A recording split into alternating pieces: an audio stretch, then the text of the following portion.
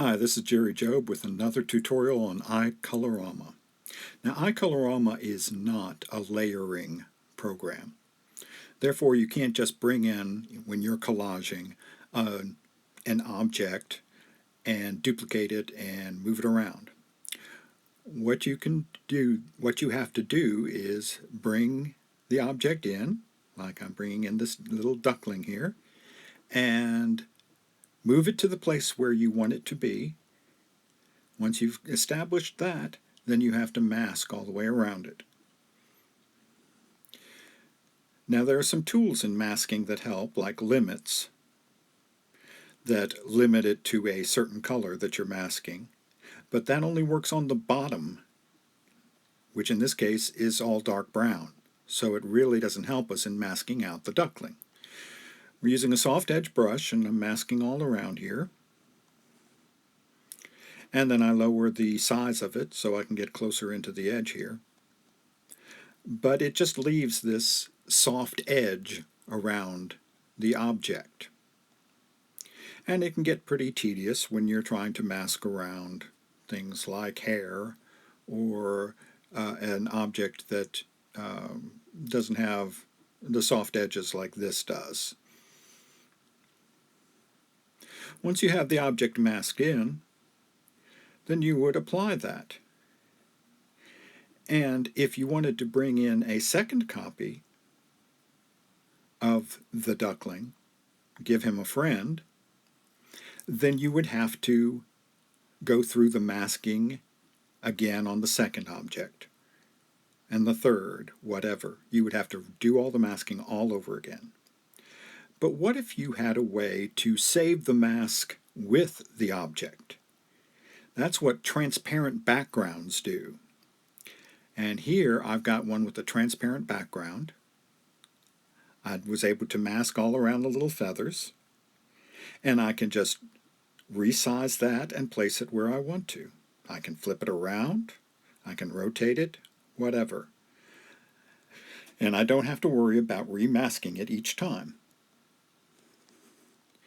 That allows me to bring in, through Effect Blend, another copy. And I can make him a small friend. Place it in there. I can even do a third copy and rotate it around. That's with a new facility called Save Knock here in iColorama. It's the ability to save things with a transparent background.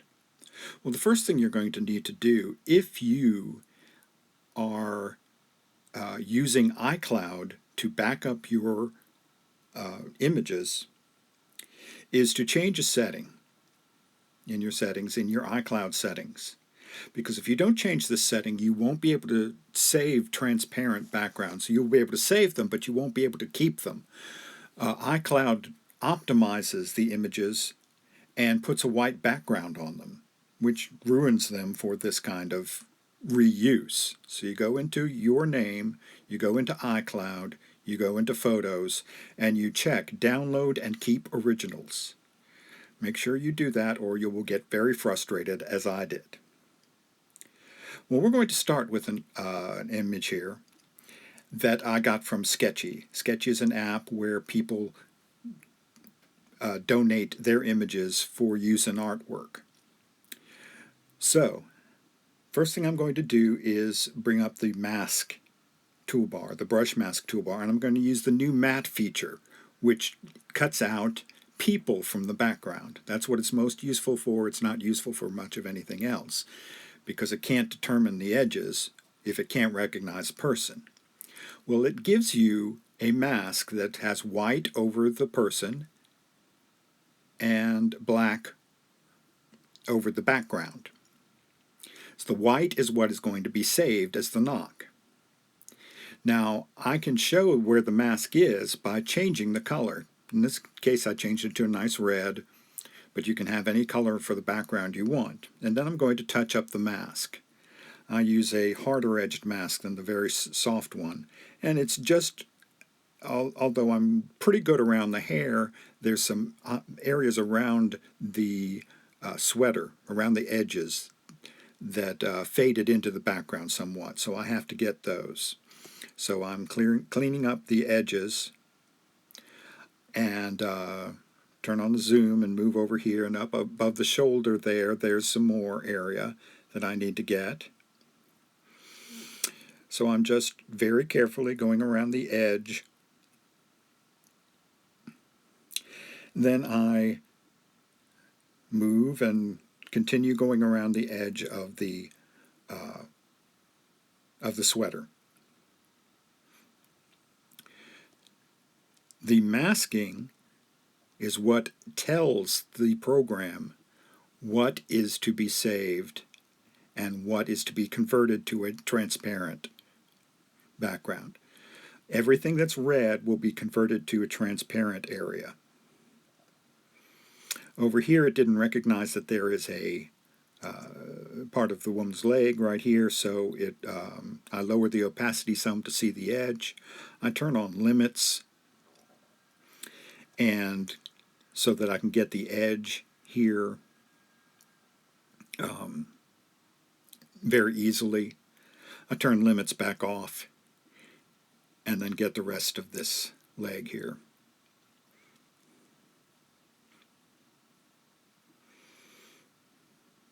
There's one more area right over here. Very small area. I turn on limits, change from paint to erase, and then put that little bit of area right in here. That should be transparent as well. It's usually a good thing to do to save your mask once you've got it completed, because any kind of tedious work that you can, save off and not have to do again, that's good. But I want to do some things to those before I save it off, do the save knock. There are some things that I want to do. First thing I'm going to do is use a little bit of simplified, about 30%. Next thing I'm going to do is try and improve the contrast and lighten it up a little bit with the HDR4. I also lowered the opacity way down on that. It's about 20% is what I'll end up at. And touch up the brightness a little bit. The final thing I'm going to do with the girl is style flow to sort of straighten out to sort of smooth out the lines. And at 100%, that's too much. It's too illustrative. So I'm going to back that down to also about 30%. And then we are ready to save knock. Save off the image with a transparent background. You do that right over here, save knock, and the knocked image has been saved in the photos gallery. You've now got a clean image. Well, as long as I'm doing that, why don't I save off some variations of the girl as well? Here I'm going to use Flat 2, Preset 3. Pick out a palette I like and mess with the threshold and radius until I've got an image that I like. You can have all kinds of different variations that you save off, and then you can use them again.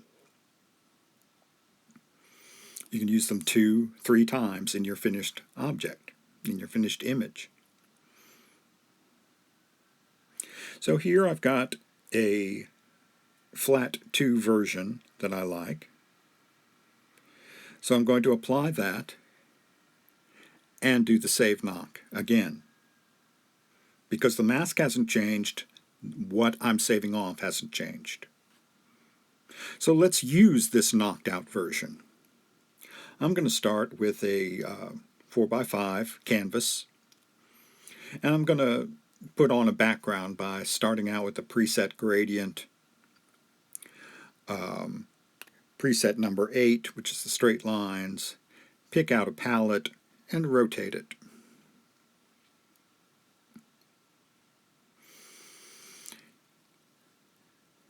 So pick out this palette, and I rotate it a bit, and I apply that. Next I go into Form Deforms, preset number 1. go into the settings and I repeat it once and move it away from the center, that circle away from the center, and that's pretty good for a background. I apply that. Now I'm ready to bring in my knocked out version. So I go into Effects Blend and bring in the, well, I didn't want this version first of all. I wanted my flat version first. And I'm going to resize it, put it in the place I want it. I'm going to back out on the opacity a little bit. That's what I want to do with this. And apply that. Then I can bring in the normal version, the one that I just applied some simplify and flow to, the one that looks more like a photograph. And I'll move it down in this area. And I can apply that. And I've got a pretty good image at this point. I can go to my finishing touches, which well, before I do that, before I apply that, let me soften this edge over here that's so sharp with a soft brush. And I'll just come around the edge there and soften that up. I can now apply the second knocked out version and then remove the mask so I can move on. And like I said, I'm going to do my finishing touches, which in my case usually includes a what I call a shaped spotlight. I have a white and black image here, and I rotate it around and use it in overlay mode. I darken it so that the white portion does not affect, it's more like 50% gray, so it doesn't affect the underlying photo. And then I'll bring in a little bit of that darkness around the edge, shaped darkness. And then I'll do a texture, a little bit of canvas texture, which is under paper 2. Looks like option 10. When I save this, I'm going to save it with metadata so that I can keep track of who the sketchy original photograph came from. In this case, the user Shine of Shady. And that allows me to then use the app View EXIF to find that information when I post it anywhere. So this is our final image, created with objects with a transparent background, created with Save Knock. I'll finish up with some examples that I've done since this feature came out. One is Feline Serenade. The next one is 2020 is an Owl in the Night. A Stirring Offering. By Sun. On the Shores of Dreamland. And Reclining Figures. Until next time, enjoy.